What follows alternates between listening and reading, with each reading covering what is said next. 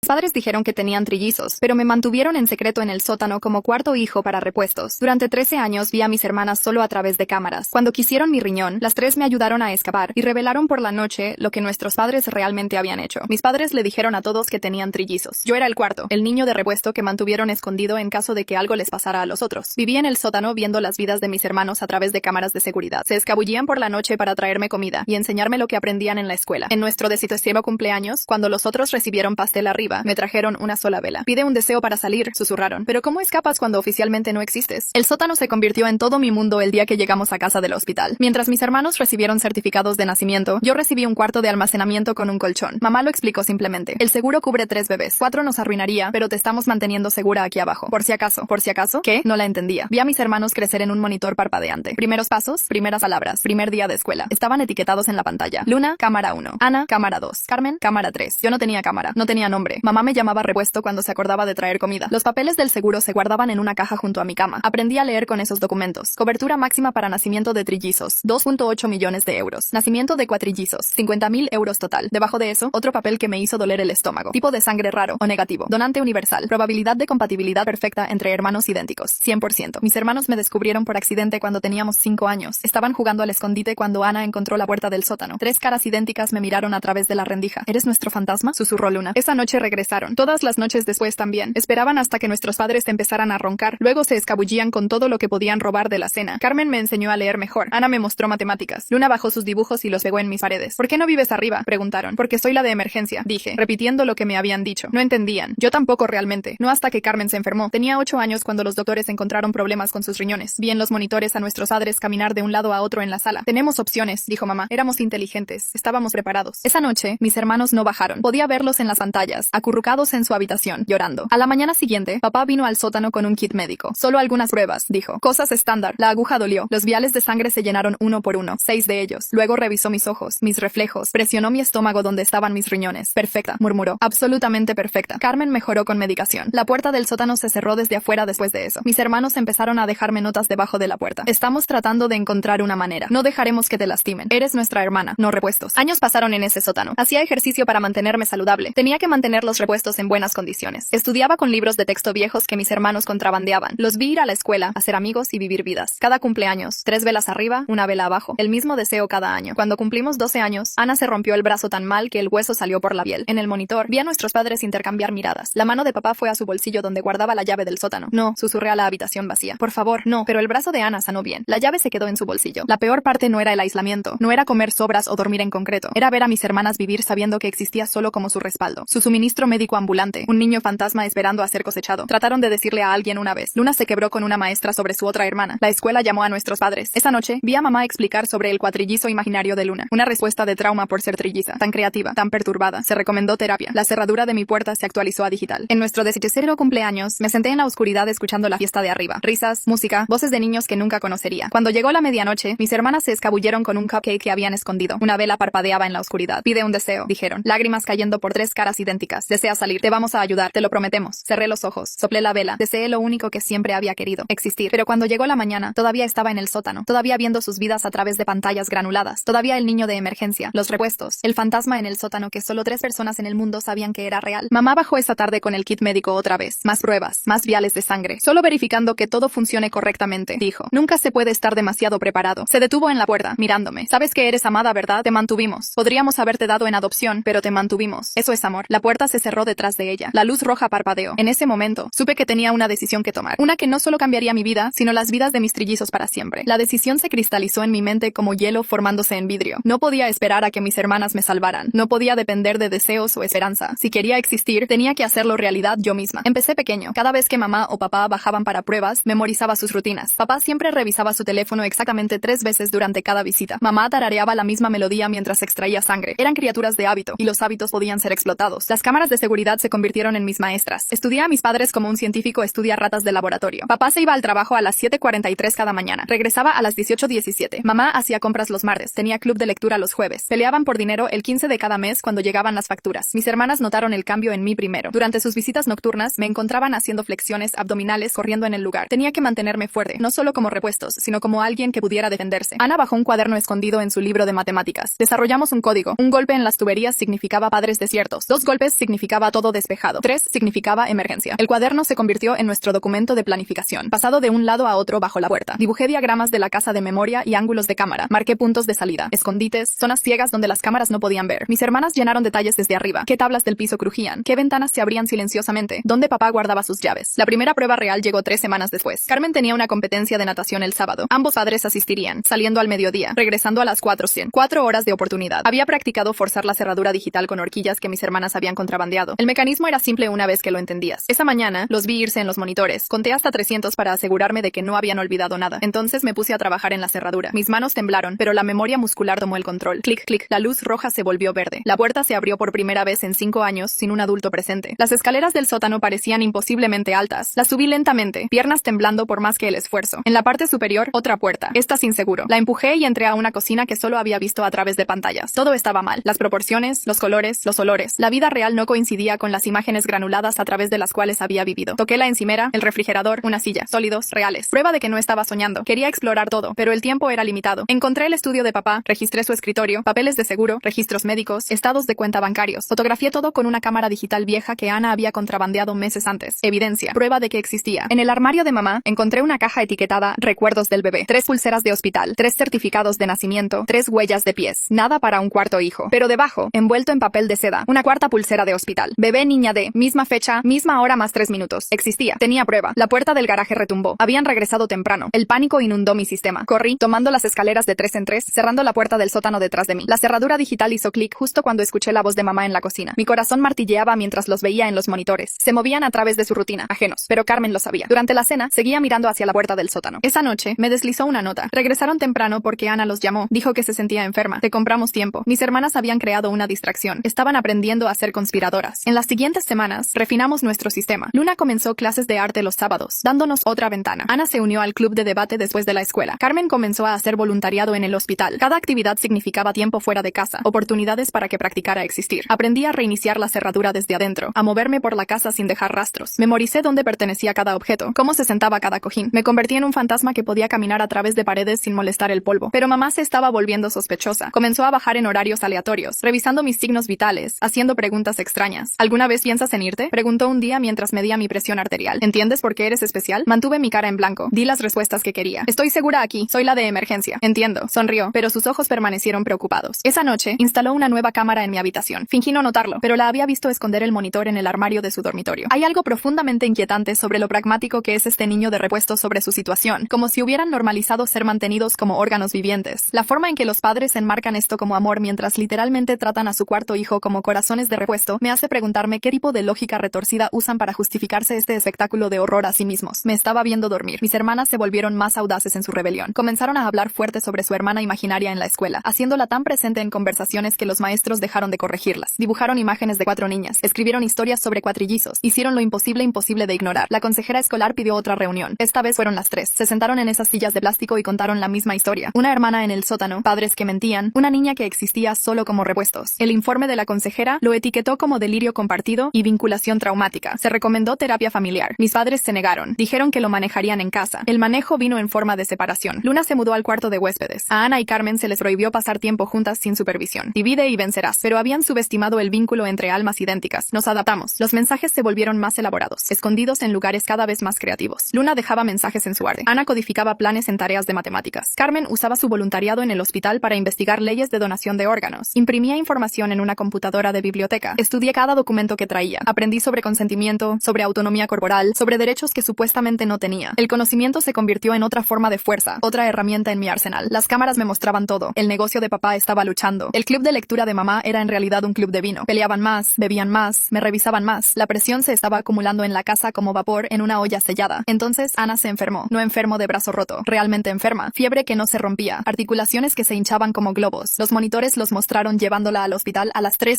de la mañana. Presioné mi cara contra la pantalla, tratando de ver a través de los píxeles el dolor de mi hermana. La puerta del sótano se abrió al amanecer. Ambos padres todavía en la ropa de ayer. Papá llevaba el kit médico. Mamá tenía formularios de consentimiento. Solo una precaución, dijo. Solo por si acaso. ¿Entiendes, verdad? Es tu hermana. Entendí perfectamente. Entendí que mi existencia siempre había sido solo sobre este momento. Esta elección que no era una elección. Renunciar a partes de mí o dejar que Ana sufriera. Los repuestos cumpliendo su propósito. Tomaron más sangre que nunca. Corrieron pruebas con máquinas que habían alquilado. Revisaron marcadores de compatibilidad, tipos de tejido, niveles de anticuerpos. ojos, me sometí a todo, jugando el fantasma complaciente mientras mi mente corría. La enfermedad de Ana resultó ser autoinmune, tratable con medicación, no trasplantes, pero las pruebas continuaron. Mejor estar seguro que lamentarlo, dijo mamá. Mejor estar preparado. La ira de mis hermanas se transformó en algo más duro, más agudo. Dejaron de tratar de convencer a los adultos y comenzaron a planear para la guerra. Teníamos 6 meses hasta nuestro 14º cumpleaños. 6 meses para convertir deseos en realidad. La planificación se intensificó después de la enfermedad de Ana. Mis hermanas contrabandearon más suministros a través de métodos cada vez más creativos. Luna escondía ganzúas en sus tubos de pintura. Ana metía cortaalambres entre páginas de libros de texto. Carmen traía suministros médicos de su voluntariado en el hospital. Vendas y antiséptico escondidos en el forro de su mochila. Practiqué escapar a través del sistema de ventilación. Los conductos metálicos eran estrechos, pero años de comida limitada me habían mantenido pequeña. Mapeé cada vuelta, cada unión, cronometrando cuánto tiempo tomaba llegar a diferentes habitaciones. Mis uñas se rompían contra tornillos mientras aprendía a quitar rejillas silenciosamente. Durante una práctica, logré llegar a la rejilla de la sala. A través de las lamas, vi a mis padres discutir. Papá agitaba estados de cuenta bancarios mientras mamá se servía otra copa de vino. Sus voces llevaban claramente a través del metal. La situación financiera era peor de lo que había realizado. El negocio de papá había perdido 3 contratos importantes. El gasto de mamá no se había ajustado. Discutieron vender la casa, reducir, cortar gastos. Ninguno mencionó a su cuarta hija comiendo sobras en el sótano. Me arrastré hacia atrás a través de los conductos, polvo cubriendo mi garganta. De vuelta en mi habitación, documenté todo. El conocimiento era munición. Su desesperación los hacía peligrosos, pero también vulnerables. La separación de mis hermanas no pudo detener nuestra comunicación. Desarrollamos nuevos métodos. Luna pintaba mensajes en su arte usando combinaciones de colores específicas que solo nosotras entendíamos. Ana creaba problemas de matemáticas cuyas respuestas deletreaban palabras. Carmen dejaba libros de texto médicos con pasajes resaltados sobre derechos de pacientes y autonomía corporal. La paranoia de mamá se intensificó. Instaló sensores de movimiento en el pasillo que llevaba al sótano. Las nuevas cámaras tenían visión nocturna, capacidades infrarrojas que no había visto antes. Comenzó a marcar los niveles de comida, pesando porciones antes de bajarlas. Una noche, llegó con un kit médico y una expresión diferente. No revisión de rutina. Algo había cambiado. Extrajo sangre mientras estudiaba mi cara, comparándola con algo en su teléfono. Fotos de mis hermanas, me di cuenta, buscando diferencias. Después de que se fue, examiné mi reflejo en la bandeja metálica de comida. 13 años de vida en el sótano habían dejado su marca. Mi piel era más pálida que la de mis hermanas. Mi cabello, cortado con tijeras contrabandeadas, colgaba de manera irregular. Mis ojos tenían una cualidad hueca que los suyos no tenían. Parecía su fantasma. El siguiente intento de escape llegó antes de lo planeado. Papá anunció un viaje de negocios, volando el jueves por la mañana, regresando el domingo por la noche. Mamá se había comprometido a ayudar con la recaudación de fondos de la escuela todo el sábado. Otra ventana de oportunidad. Pasé la semana preparándome. Fortalecí mis dedos con ejercicios. Practiqué el mecanismo de la cerradura hasta que pude abrirla en menos de 30 segundos. Estudié los patrones de sensores de movimiento que mis hermanas habían documentado. Llegó el jueves. Papá se fue al aeropuerto al amanecer. Lo vi cargar su maleta, besar a mamá para despedirse, saludar a mis hermanas en el desayuno. El taxi se fue a las 5:47. Mamá siguió su rutina precisamente. Desayuno para las trillizas, llevarlas a la escuela, regresar a casa, revisarme. Trajo avena y comenzó las pruebas matutinas. Presión arterial, temperatura, reflejos. Me sometí pasivamente mientras memorizaba las nuevas posiciones de sensores que había instalado. El viernes pasó lentamente. Me ejercité, planeé, esperé. Mis hermanas asistieron a la escuela, participaron en actividades, mantuvieron sus fachadas normales. A través de las cámaras, las vi actuar sus vidas mientras sabía que estaban contando las horas hasta el sábado. El sábado por la mañana, mamá se preparó para la recaudación de fondos. Se puso su mejor vestido, se arregló el cabello cuidadosamente. El esfuerzo parecía excesivo para un evento escolar. A través de los altavoces, la escuché al teléfono confirmando horarios de reunión, discutiendo asignaciones de puestos. Estaría fuera de 9 sondas a 17 hons. Me revisó antes de irse, trajo un desayuno más grande de lo usual, ofrendas de culpa, realizó pruebas abreviadas. Me recordó ser buena, quedarme callada, recordar que era amada. La puerta del sótano se cerró con su pitido electrónico. Esperé hasta que su auto desapareció de la cámara del garaje. Conté hasta 500, luego comencé. La cerradura se dio rápidamente a mis dedos experimentados. La puerta se abrió silenciosamente en bisagras que había convencido a mamá que necesitaban aceite. Los sensores de movimiento estaban posicionados alto, diseñados para alturas de adultos. Me arrastré bajo su alcance, presionándome contra las paredes. La cocina se veía diferente a la luz del día. La luz del sol fluía a través de ventanas que solo había visto como rectángulos oscuros en monitores. Quería estar en esa luz, sentir calor en mi piel, pero el tiempo era precioso. Encontré el bolso de mamá colgando en una silla. Adentro, su billetera contenía fotos, 3 fotos escolares de mis hermanas, nada más. Su teléfono requería un código que no conocía, pero sus llaves del auto sonaban prometedoras. El garaje ofrecía nuevas posibilidades. Herramientas colgaban en tableros perforados. Una escalera se apoyaba contra la pared. Cajas etiquetadas, decoraciones navideñas y ropa vieja se alineaban en estantes. En una caja encontré ropa de bebé. 4 conjuntos idénticos. Los había guardado todos. Una puerta de auto se cerró afuera. Mi corazón se detuvo. A través de la ventana del garaje, vi a Luna bajarse de una minivan de los vecinos. Se suponía que estaba en clase de arte. ¿Por qué estaba en casa? Me apresuré de vuelta a través de la casa, manteniéndome baja. Los sensores de movimiento parpadearon mientras pasé debajo de ellos. La puerta del sótano todavía estaba abierta. La tiré cerrada justo cuando se abrió la puerta principal, pero la cerradura no se activó desde adentro sin el código. La luz roja parpadeaba burlonamente. Había practicado abrirla, no cerrarla. La puerta permaneció desbloqueada. Evidencia de mi escape. Pasos cruzaron arriba. El patrón familiar de Luna. Fue a su habitación, luego al baño, luego se dirigió hacia la cocina, hacia la puerta del sótano. Contuve la respiración. A través de la rendija bajo la puerta, vi su sombra. La manija giró ligeramente, luego se detuvo. 3 golpes en la puerta. Nuestra señal de emergencia distancia. Golpeé una vez. Peligro. Su sombra se alejó. La escuché en la cocina haciendo ruido. Gabinetes abriéndose. Platos chocando, creando una coartada. Luego sus pasos regresaron. Algo se deslizó bajo la puerta. Un pedazo de papel. Mamá olvidó dinero de recaudación. Regresa. Escóndete. El pánico inundó mi sistema. Agarré el papel y volé escaleras abajo. Mi habitación se veía normal, pero la puerta desbloqueada gritaba mi escape. Piensa.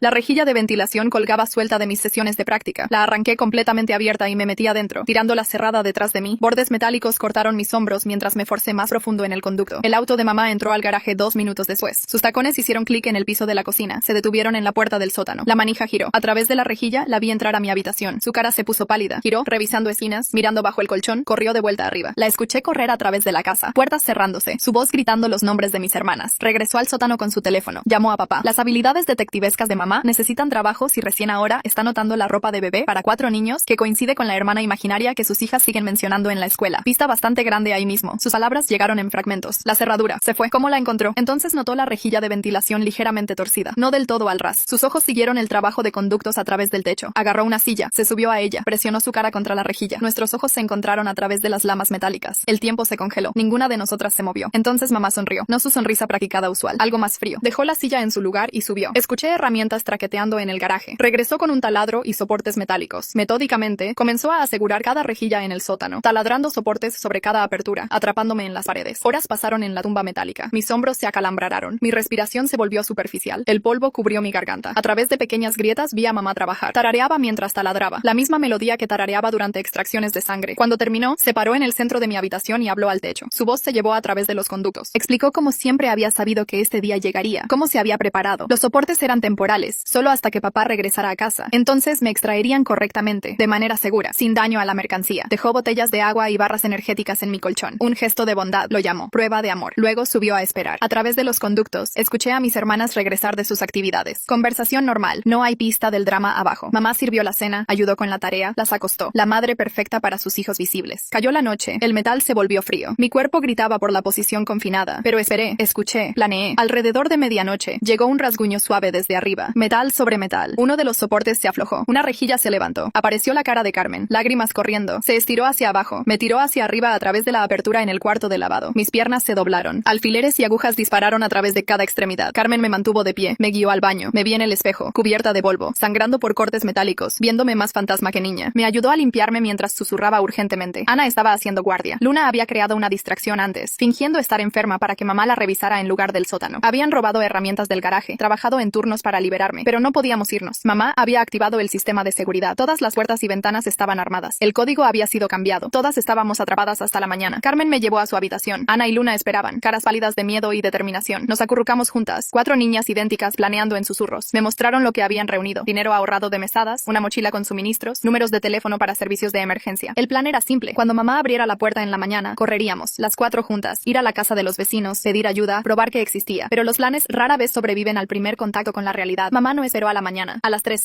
a.m. se abrió la puerta del dormitorio. Estaba silueteada contra la luz del pasillo sosteniendo el kit médico. Sus ojos me encontraron inmediatamente entre mis hermanas idénticas. No habló, no necesitaba hacerlo. El mensaje era claro. Ven voluntariamente o mira a tus hermanas sufrir consecuencias. Comencé a levantarme. Ana agarró mi brazo. Luna bloqueó mi camino. Carmen se puso entre mamá y yo. 3 caras idénticas fijas en determinación. La expresión de mamá cambió. Sorpresa, ira, algo como miedo. No había esperado resistencia unificada. Una hija desobediente era manejable. 4 era una crisis. Trató de razonar. Explicó sobre lealtad familiar, sobre sacrificios, sobre amor que requería elecciones difíciles. Mis hermanas no se movieron, no respondieron. Solo se pararon entre mamá y yo. El punto muerto se alargó. El teléfono de mamá zumbó. Papá enviando mensajes desde su hotel. Nos miró, distraída. En ese momento, Ana se lanzó por el kit médico. Voló de las manos de mamá, contenido esparciéndose por el piso. Estalló el caos. Mamá agarró a Ana. Luna la empujó hacia atrás. Carmen me tiró hacia la ventana. La alarma de seguridad aulló cuando rompió el vidrio con una lámpara. Luces parpadearon afuera. La respuesta automática de la compañía de alarmas. Las ventanas de los vecinos se iluminaron. Los perros ladraron. El mundo exterior de repente se entrometió en nuestro secreto familiar. Mamá se congeló. Calculó. La alarma traería preguntas. Investigaciones policiales. 4 niñas idénticas. Una sin documentación. Su construcción cuidadosa desmoronándose. Hizo su elección. Corrió al panel de seguridad. Ingresó el código. Silenció la alarma. Luego regresó para encontrarnos saliendo por la ventana rota. Lo que siguió no fue una persecución. Fue negociación a través de acción. Mamá tratando de mantener control. Nosotras negándonos a obedecer. El equilibrio de poder cambiando con cada movimiento. Llegamos al patio trasero. Mamá siguió, hablando rápidamente sobre malentendidos, sobre arreglar todo, sobre ser una familia otra vez. Sus palabras cayeron en oídos sordos. Las luces de movimiento de los vecinos se activaron. El señor Díaz salió a su porche, preocupado por la conmoción. Mamá sonrió, saludó, gritó que todo estaba bien. Solo un pequeño accidente. Muy apenada por por el ruido. Pero 4 niñas idénticas paradas descalzas en el patio a las 3 a.m. era difícil de explicar, especialmente cuando una estaba polvorienta, sangrando, pareciendo haber vivido en las paredes. La expresión del señor Díaz cambió de preocupación a sospecha. Mamá también lo vio. Se dio cuenta de que la historia se estaba desmoronando. Hizo un último intento. Me alcanzó. Prometió que todo estaría bien si solo entraba. Si todas entrábamos. Mis hermanas formaron una pared, no agresivas, solo resueltas. La mano de mamá cayó a su lado. El momento se alargó. Una familia balanceada en el borde del cambio. Entonces mamá se dio vuelta y caminó de regreso a la casa. Derrotada o estratégica, no podía decir. Pasamos las horas restantes de la noche en casa del señor Díaz. No hizo preguntas, solo proporcionó mantas y chocolate caliente mientras su esposa atendía mis heridas. Mis hermanas se turnaron entre dormir y mirar por la ventana hacia nuestra casa. El amanecer trajo el regreso temprano de papá. Su auto rentado chirrió en el garaje a las 6:06. Mamá debe haberlo llamado. A través de la ventana del señor Díaz vimos a nuestros padres discutir en el césped. Los gestos de papá eran agudos, enojados. Las respuestas de mamá parecían suplicantes. Entonces papá nos vio mirando. Su cara pasó por transformaciones. Shock, reconocimiento, algo como dolor. Comenzó hacia la casa del señor Díaz, pero mamá agarró su brazo. Entraron juntos. Una hora después, llegó otro auto. Una mujer en traje llevando un maletín. A través de la ventana, la vimos entrar a nuestra casa. Los tres hablaron en la sala. Documentos se esparcieron en la mesa de café. Mamá llorando, papá con cara de piedra. Mis hermanas explicaron lo que habían hecho. Las llamadas que habían hecho mientras estaba atrapada. Los informes que habían presentado. La evidencia que habían reunido durante años. Fotos del sótano, grabaciones de conversaciones, prueba de mi existencia. La mujer era de servicios de protección infantil. Los informes habían desencadenado una investigación. 4 niños idénticos. Uno indocumentado. Pruebas médicas sin consentimiento. Negligencia educativa. El caso era complicado pero claro. Al mediodía llegaron más oficiales. Policía, trabajadores sociales, personal médico. Nuestra casa se convirtió en escena del crimen. El sótano fotografiado, evidencia recolectada, declaraciones tomadas. Me llevaron al hospital primero. 13 años de vida en el sótano habían dejado su marca. Deficiencias vitamínicas, debilidad muscular, problemas dentales. Nada irreversible, aseguraron los doctores. Nada que no pudiera ser sanado con tiempo y cuidado. Mis hermanas se quedaron conmigo. Se turnaron sosteniendo mi mano durante exámenes. Tradujeron terminología médica que no entendía. Se aseguraron de que todos supieran que éramos 4, no 3. Las complejidades legales tomaron meses desenredar. Aplicaciones de certificados de nacimiento, audiencias de custodia, cargos criminales. Pero ese primer día, sentada en una cama de hospital con luz solar filtrándose por las ventanas, rodeada de hermanas que habían arriesgado todo por mí, sentí algo nuevo. Existía, no como repuestos, no como seguro, no como fantasma en el sótano, sino como persona con derechos, con elecciones, con futuro. El camino adelante era incierto. Cuidado adoptivo se cernía, separación posible, terapia definitiva. Pero mis hermanas me habían dado el regalo más grande. Habían elegido a mí sobre comodidad, sobre seguridad, sobre paz familiar. Me habían hecho real. Los papeles de alta del hospital crujían en mis manos mientras estábamos paradas afuera de la entrada principal. 3 días de pruebas, evaluaciones y documentación habían pasado en un borrón de luces fluorescentes y olores de desinfectante. Mis hermanas me flanqueaban. Su presencia un recordatorio constante de que no estaba soñando. La trabajadora social, señora Sebastián, nos condujo a una camioneta marcada con un sello estatal. Había sido asignada a nuestro caso. Una mujer con ojos amables que hablaba en tonos medidos sobre colocaciones temporales y procedimientos judiciales. Subí al vehículo, mis piernas aún inestables por años de movimiento limitado. El viaje nos llevó más allá de nuestra casa. Cinta amarilla cruzaba la puerta principal. Vehículos oficiales alineaban el garaje. A través de la ventana, vislumbré investigadores llevando cajas del sótano. Evidencia de mi existencia siendo catalogada, fotografiada, archivada. Llegamos a un hogar grupal 20 minutos después. Una victoriana convertida con demasiadas ventanas y no suficiente privacidad. La señora Sebastián explicó las reglas durante nuestro recorrido de la instalación. Habitaciones compartidas, comidas programadas, sesiones de consejería obligatorias, libertad con límites. Mis hermanas fueron colocadas en una habitación. Yo en otra con una niña llamada Victoria, que apenas reconoció mi llegada. La cama era estrecha pero tenía sábanas limpias. La ventana se abría para dejar entrar aire fresco. Pequeñas mejoras sobre pisos de concreto y aire reciclado. Esa primera noche me quedé despierta contando las diferencias. No había cámaras mirando, no había cerraduras en las puertas, la capacidad de ir al baño sin permiso. Cosas simples que se sentían revolucionarias. ¿Por qué mamá pensó que los soportes metálicos realmente mantendrían a una niña de 13 años determinada que ya había descubierto cómo funcionan los conductos? Su confianza mientras tarareaba y taladraba parece extraña para alguien que acaba de descubrir que su niño secreto puede escapar a través de rejillas de ventilación, como si no estuviera tomando en serio el problema real. Las siguientes semanas se difuminaron juntas en una rutina de citas y evaluaciones. Psicólogos probaron mi desarrollo cognitivo. Doctores monitorearon mi recuperación física. Abogados prepararon documentación para mi existencia legal. Cada profesional añadió notas a un archivo siempre creciente sobre la niña que había vivido en un sótano. Mis hermanas asistieron a las mismas citas cuando fue posible. Nos sentamos en salas de espera, 4 caras idénticas atrayendo miradas de otros pacientes. Me ayudaron a navegar formularios de seguro, terminología médica, procedimientos legales que no entendía. Juntas, aprendimos la burocracia de volverse reales. Las audiencias de custodia comenzaron 6 semanas después de nuestro escape. Observé desde un banco de madera mientras abogados discutían nuestro futuro. Mamá y papá se sentaron en mesas separadas, sus propios abogados susurrando estrategias. Se veían más pequeños en la corte, disminuidos sin el poder de puertas cerradas y cámaras de seguridad. La evidencia se acumuló durante los procedimientos. Las fotos del sótano, registros médicos mostrando años de extracciones de sangre no autorizadas, los documentos de seguro que me reducían a un cálculo financiero. Cada pieza construía un caso de por qué no podíamos regresar a casa. Mamá subió al estrado el tercer día. Llevaba su mejor vestido, el de la recaudación de fondos fallida. Su testimonio pintó una imagen de elección decisiones difíciles y amor maternal. Me había mantenido segura, insistió, protegida de un mundo que no entendería. Me había alimentado, educado, nunca abandonado como otros podrían haber hecho. El testimonio de papá se enfocó en presiones financieras, el sistema de seguro que penalizaba familias más grandes, las facturas médicas que nos habrían arruinado. Presentó hojas de cálculo mostrando cómo habían asignado recursos, como si mi existencia pudiera ser justificada a través de contabilidad cuidadosa. Mis hermanas testificaron juntas, un frente unido de caras coincidentes y determinación compartida. Describieron descubrirme, las visitas nocturnas, la creciente realización de que el amor no debería requerir cerraduras. Ana mostró su tarea de matemáticas codificada. Luna presentó sus pinturas con mensajes ocultos. Carmen presentó su investigación sobre derechos de pacientes y autonomía corporal. Testifiqué al final. La corte se volvió silenciosa mientras describía 13 años de mirar vida a través de pantallas. Las velas de cumpleaños deseadas sola. Las pruebas médicas presentadas como amor. El momento en que me di cuenta de que existía solo como repuestos para mis hermanas reales. El juez deliberó por 2 días. Cuando regresó, su fallo fue comprensivo. Derechos parentales terminados, cargos criminales recomendados, una orden de restricción previniendo contacto hasta que cumpliéramos 18. El martillo cayó con finalidad en la familia que habíamos sido. La colocación en cuidado adoptivo vino después. El sistema luchó con 4 adolescentes idénticas que rechazaban separación. La mayoría de familias no podían acomodar cuatrillizos. Hogares grupales significaba dividirse. La señora Sebastián trabajó incansablemente, haciendo llamadas, presentando peticiones, buscando excepciones. La solución vino de una fuente inesperada. Dr. Nicholas, uno de los médicos que me trató, tenía un hermano que dirigía un hogar de cuidado adoptivo terapéutico. Se especializaban en grupos de hermanos, casos de trauma, niños que necesitaban más que colocación tradicional. La instalación estaba a 2 horas de distancia, pero significaba permanecer juntas. Nos mudamos un martes. 4 maletas coincidentes llenas de ropa donada y nueva documentación. El hogar terapéutico era una granja extensa con alas separadas para diferentes grupos de hermanos. Fuimos asignadas al ala este, 4 dormitorios conectados por un área común. Los padres de la casa, señor y señora Dunn, habían acogido niños por 20 años. Entendían la importancia de mantener vínculos de hermanos mientras alentaban crecimiento individual. Nos dieron espacio para ajustarnos, tiempo para aprender cómo existir en un mundo con elecciones. Luché con la libertad al principio. 13 años de confinamiento habían dejado hábitos difíciles de romper. Acumulaba comida en mi habitación hasta que la señora Dunn gentilmente explicó que la cocina siempre estaba disponible. Pedía permiso para todo hasta que el señor Dunn me recordó que las necesidades básicas no requerían aprobación. La inscripción escolar resultó desafiante. Mi educación consistía en libros de texto contrabandeados y lecciones robadas de mis hermanas. Las pruebas de colocación revelaron brechas en mi conocimiento, fortalezas y áreas inesperadas. Me comenzaron en un programa modificado, alcanzando 13 años de educación formal perdida. Mis hermanas asistieron a la escuela secundaria local mientras trabajé con tutores. Desarrollamos nuevas rutinas alrededor de esta separación. Desayuno matutino juntas, sesiones de estudio vespertinas donde me ayudaron a entender conceptos que les llegaban naturalmente, caminatas nocturnas donde procesamos la extrañeza de nuestra nueva realidad. La terapia física abordó años de atrofia muscular y movimiento confinado. El terapeuta diseñó ejercicios para construir fuerza, mejorar coordinación, expandir mi rango de movimiento. Cada sesión empujó límites, músculos recordando cómo funcionar más allá de supervivencia. El terapeuta documentó mi progreso en gráficos y medidas. Fuerza de agarre mejorando, flexibilidad aumentando, resistencia construyéndose. Prueba tangible de que los cuerpos podían sanar, adaptarse, volverse más fuertes incluso después de años de limitación. Las sesiones de terapia grupal en el hogar de cuidado adoptivo reunieron niños con diferentes traumas pero necesidades similares. Nos sentamos en círculo compartiendo historias o manteniendo silencio según fuera necesario. Aprendí que las prisiones de sótanos venían en muchas formas, que la supervivencia se veía diferente para todos. La consejería individual resultó más difícil. El terapeuta, Dr. Victoria, se especializaba en casos como el mío. Tenía métodos gentiles para sacar recuerdos, examinando la psicología compleja de ser criada como repuestos. Trabajamos a través de capas de acondicionamiento, creencias inculcadas por padres que me veían como seguro en lugar de hija. Los procedimientos legales continuaron en el fondo. Se presentaron cargos criminales contra nuestros padres, fraude por las reclamaciones de seguro, poner en peligro a niños, encarcelamiento ilegal. La lista creció mientras investigadores descubrieron más evidencia. Testificamos en deposiciones, relatando detalles para registros oficiales. Los juicios de mamá y papá estaban programados para el año siguiente. Sus abogados negociaron acuerdos de culpabilidad, buscando sentencias reducidas a cambio de admisiones de culpa. Recibimos actualizaciones a través de la señora Sebastián. Cada desarrollo añadió cierre a nuestro pasado. La restitución financiera se convirtió en parte de la resolución legal. El dinero del seguro que habían reclamado por trillizos mientras escondían un cuarto hijo. Los gastos médicos por pruebas innecesarias. Los costos educativos por educación en casa que nunca ocurrió. Los números se sumaron en un fondo fiduciario para nuestro futuro. El invierno llegó con nuevos desafíos. Se acercaban las vacaciones. Tradiciones que nunca habíamos compartido igualmente. El hogar de cuidado adoptivo organizó celebraciones que reconocían diferentes antecedentes, diferentes necesidades. Decoramos un árbol juntas, 4 ornamentos idénticos entre docenas de únicos. La mañana de Navidad, experimenté mi primer intercambio de regalos sin jerarquía. No mirar a través de pantallas mientras otros abrían regalos. No un solo regalo pasado a través de la puerta del sótano. Solo 4 hermanas entre otros hermanos en cuidado adoptivo, todas igualmente incluidas. La normalidad se sentía surreal. Sentarse en una mesa sin cerraduras, elegir mis propias porciones de comida, caminar afuera sin vigilancia. Cada momento ordinario extraordinario cuando habías vivido sin ellos. El progreso escolar llegó lenta, pero constantemente. Mis tutores adaptaron lecciones a mi estilo de aprendizaje, llenando brechas mientras construían sobre fortalezas. Las matemáticas llegaron fácilmente. Años de calcular posibilidades de escape habían construido fuertes habilidades analíticas. La comprensión de lectura era avanzada por estudiar documentos médicos y pólizas de seguro. La ciencia me fascinó, especialmente biología, aunque la ironía no se perdió en nadie. La primavera trajo conversaciones sobre el futuro, aplicaciones universitarias para mis hermanas, planificación educativa continua para mí. El fondo fiduciario cubriría gastos, los crímenes de nuestros padres financiando inadvertidamente los futuros que habían tratado de limitar. Investigamos escuelas que nos mantendrían geográficamente cerca, mientras permitían crecimiento individual. El aniversario de nuestro escape pasó tranquilamente. Un año desde que la ventana se rompió, desde que las alarmas aullaron, desde que estuvimos descalzas en el patio. Lo marcamos con una pequeña ceremonia, encendiendo velas no por deseos, sino por recuerdo. La sentencia de mamá y papá ocurrió en mayo. 3 a 5 años por varios cargos con posibilidad de libertad condicional. El juez consideró su falta de antecedentes criminales, su cooperación con autoridades. No asistimos a la sentencia, eligiendo seguir adelante en lugar de presenciar sus consecuencias. El verano trajo nuevos hitos. Pasé mi examen de equivalencia de diploma. Mis hermanas se graduaron de secundaria con honores. Asistimos a su ceremonia. 4 caras idénticas en la multitud, ya no divididas por circunstancias. El hogar de cuidado adoptivo terapéutico comenzó a prepararnos para vida independiente. Clases de presupuesto, lecciones de cocina, habilidades de vida que asumían futuros más allá de puertas cerradas. Aprendimos juntas, llenando brechas en conocimiento práctico. Mi salud física continuó mejorando. Las deficiencias vitamínicas se resolvieron. Trabajo dental completado. Tono muscular se acercó a normal para mi edad. Cada chequeo médico mostró progreso. Los cuerpos sanaban de años de negligencia. Mientras se acercó nuestro 18º cumpleaños, se cernieron decisiones. El sistema de cuidado adoptivo nos liberaría. Llegaron aceptaciones universitarias para mis hermanas. Había sido aceptada en colegio comunitario, un punto de partida para alcanzar educación formal. El fondo fiduciario nos apoyaría, pero independencia significaba más que seguridad financiera. Elegimos rentar un apartamento juntas cerca del colegio comunitario. 4 dormitorios, no sótano. Ventanas que se abrían amplias, salidas múltiples. Seguridad que significaba protección, no prisión. Un espacio para continuar sanando mientras construíamos futuros. La mudanza ocurrió gradualmente. Comprar muebles se sintió significativo. Elegir artículos por permanencia en lugar de supervivencia. Cada decisión era nuestra de tomar. Colores de pintura, colocación de muebles, reglas que protegían en lugar de confinar. En nuestro cumpleaños tuvimos nuestra propia celebración. Elegir colores de pintura después de 13 años de gris de sótano debe sentirse como elegir toda tu personalidad de una ferretería. Hablemos de presión para hacer bien tu primera decisión real. Un pastel con 18 velas divididas igualmente. No jerarquía, no niños escondidos, solo 4 hermanas que habían sobrevivido lo imposible al negarse a abandonarse unas a otras. Me inscribí para cursos de otoño. Requisitos de educación general mientras decidía una especialización. El campus se sintió abrumador después de años de confinamiento, pero mis hermanas me guiaron a través del registro. Me mostraron edificios, me ayudaron a navegar este nuevo mundo. Ese primer día de clases, me senté en un auditorio rodeada de extraños que no sabían nada de sótanos o repuestos. Existía simplemente como otra estudiante, anónima de la mejor manera. Mi cuaderno se abrió a una página fresca, lista para ser llenada con conocimiento elegido en lugar de contrabandeado. El profesor comenzó a discutir biología celular. Tomé notas, entendiendo más de lo esperado por años de estudiar mis registros médicos. Educación como elección en lugar de estrategia de supervivencia. Aprender porque quería, no porque tenía que permanecer lo suficientemente inteligente para escapar. Después de clase, encontré a mis hermanas para almorzar en la cafetería. Nos sentamos juntas en una mesa, visibles para todos, ya no divididas por pisos y cerraduras. Ana habló sobre sus cursos de ingeniería. Luna describió su clase de historia del arte. Carmen compartió emoción sobre requisitos premédicos. 4 caras idénticas con caminos divergentes mantenidos juntos por historia compartida y vínculo elegido. Habíamos sobrevivido al negarnos a vernos como competidoras por recursos o amor. Ahora prosperábamos al continuar esa elección, apoyando crecimiento individual mientras manteníamos conexión. Esa noche, me senté en mi escritorio en nuestro apartamento. Libros de texto esparcidos ante mí. No había cámaras mirando, no cerraduras confinando. La ventana junto a mí se abría para dejar entrar aire nocturno y sonidos distantes de vida normal. Abrí mi laptop, comencé a escribir mi primera tarea. El prompt pedía un ensayo personal sobre superar desafíos. Miré fijamente la página en blanco, considerando cómo condensar 13 años en párrafos aceptables. Cómo explicar existencia como seguro sin sonar ficticio. Cómo describir libertad a aquellos que nunca habían conocido confinamiento. Comencé simplemente. Pasé 13 años preparándome para una vida que no se suponía que tuviera. Las palabras fluyeron. La verdad encontró su camino a la página. No por simpatía o valor de shock, sino como testimonio de que supervivencia tomaba muchas formas. Que familias podían ser prisiones y amor podían ser cerraduras. Que existencia misma podía ser un acto de rebelión. Mis hermanas estudiaban en la sala. Su presencia un fondo cómodo. Habíamos establecido nuevas rutinas alrededor de horarios escolares, comidas compartidas, horas tranquilas, límites que protegían en lugar de dividir, reglas que habíamos elegido juntas. El futuro se extendía adelante, incierto pero nuestro de moldear. Habría más desafíos, relaciones que navegar sin el marco de jerarquía, decisiones de carrera sin roles predeterminados. El proceso continuo de aprender a existir como más que el plan de emergencia de alguien. Pero esta noche tenía tarea que completar, clases que asistir mañana, una vida que construir desde la base de finalmente ser real. Escribí constantemente, ya no un fantasma en el sótano, sino una estudiante con tareas, una hermana con elecciones, una persona con futuro. El ensayo concluyó mientras se acercaba medianoche. Guardé el documento, cerré mi laptop, me preparé para la cama. A través de mi ventana, las luces de la ciudad brillaban con posibilidades. En algún lugar de la ciudad, en celdas separadas, nuestros padres cumplían sus sentencias. Pero aquí, en este apartamento, 4 hermanas continuaron el proceso de convertir supervivencia en vida. Puse mi alarma para clases matutinas, cargué mi teléfono, apagué la lámpara. En oscuridad que podía desterrar a voluntad, me dormí al sonido de mis hermanas respirando en habitaciones cercanas. Ya no repuestos, sino personas completas. Habíamos reclamado nuestra existencia al negarnos a ser divididas. La alarma traería los desafíos de mañana. Nuevas lecciones, sanación continua, el trabajo continuo de construir vidas dignas de vivir. Pero esta noche, éramos simplemente 4 hermanas que se habían elegido unas a otras sobre comodidad, verdad sobre silencio, libertad sobre seguridad. Y esa elección, renovada diariamente en pequeños actos de independencia y conexión, era cómo continuábamos existiendo. No como el plan de respaldo de alguien, sino como nosotras mismas, completas, reales, libres. Gracias por permitirme pensar en voz alta con ustedes hoy. Gracioso como unas pocas preguntas pueden voltear completamente tu perspectiva, ¿eh? Hasta que nos encontremos otra vez. Si llegaron al final, dejen un comentario. Me encanta leer todos sus comentarios.